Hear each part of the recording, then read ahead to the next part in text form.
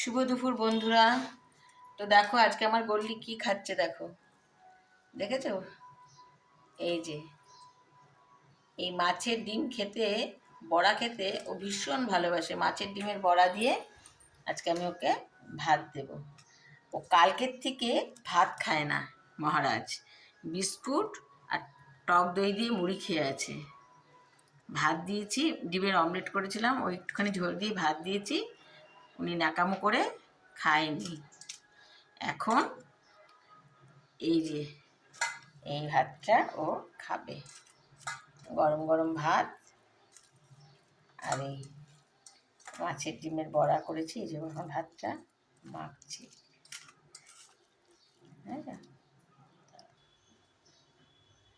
দেখো, ওর খুব প্রিয় খাবার, এটা খুব প্রিয় খাবার,